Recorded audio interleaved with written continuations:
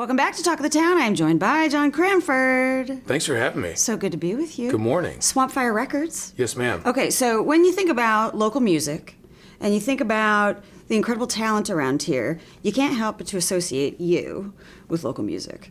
I unfortunately sometimes get associated with the local music scene. Unfortunately, come on. I mean, it's great. You've perpetuated that ferocious talent here. You've helped to tell us a little bit about 10 years. So there's a great 10-year show. We're going to get to that in a minute.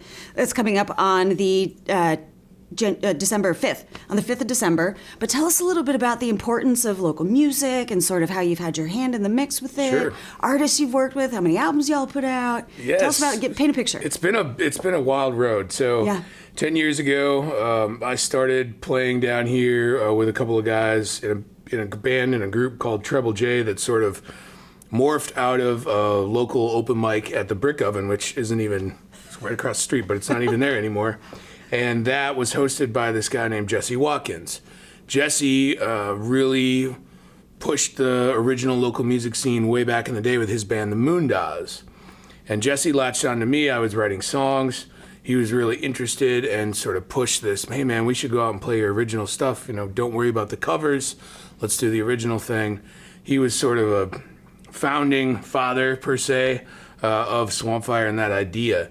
And so for the past 10 years from that singular open mic experience that really celebrated original songwriting, we've pushed that into making, 15 records and numerous shows and events. We put out some videos. We had a podcast, and continually trying to really drive this original music, original writing, songwriters here in the Lowcountry celebrating their original music. Yeah, a lot of times with artists, they're incredibly prolific and they put out all that great stuff and it's just kind of there and doesn't have the structure that's needed. So you've really provided kind of a foundation for that. I think at least like a platform. We really want to give people a chance to perform, which is something that my business partner Matt Stock and I do within the Coligny Theater. Right. Pushing songwriter shows, pushing original bands.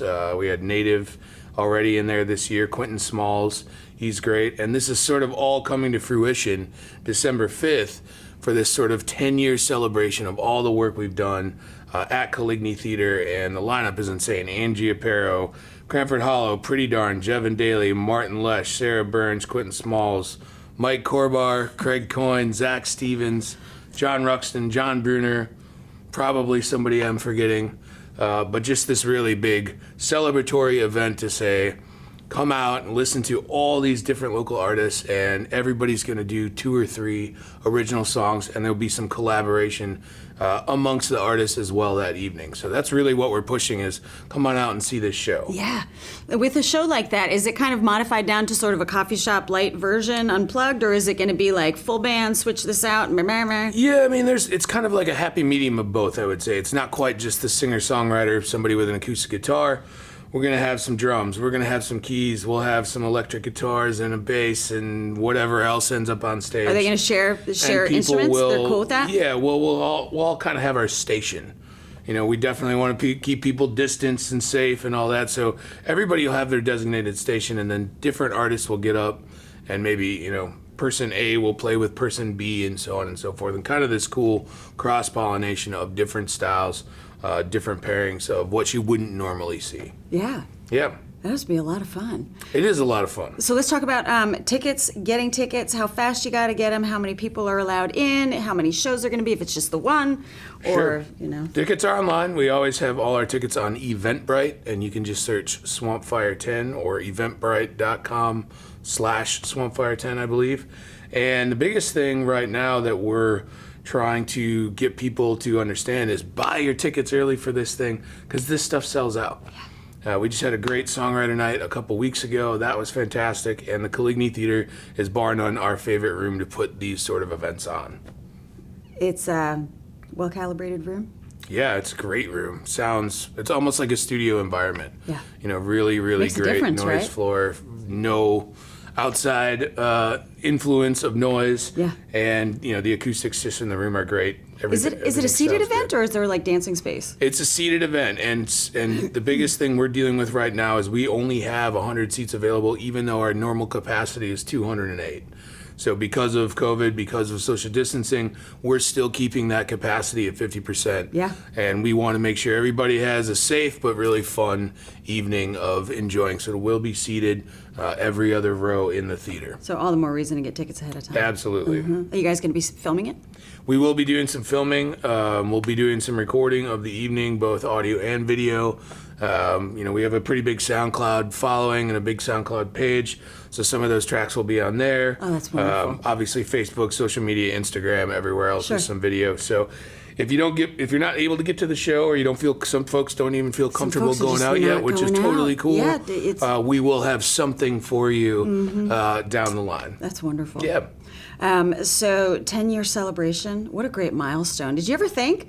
Did I you didn't kind of think just I turn would- around and be like, whoa, 10 years, what? I didn't think I was going to be in Hilton Head that long. I don't think it was ever like a plan to permanently be here.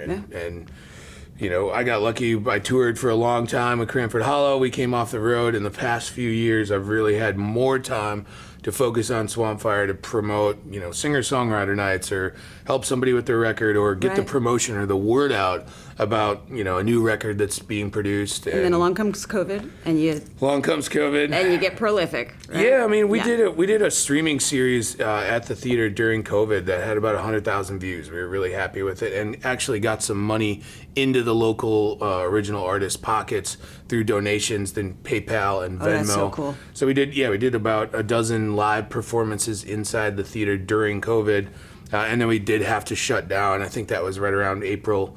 That Governor McMaster's really gave us the order. Yep. So we've been open now since September. We're glad to be back, and we're really stoked for December 5th. December 5th, get your Yep. tickets. So good to spend some time with you. Thanks so much. Thanks for having me. Thanks for watching Talk of the Town. I'm your host, Carrie Dillon, and we'll see you next time.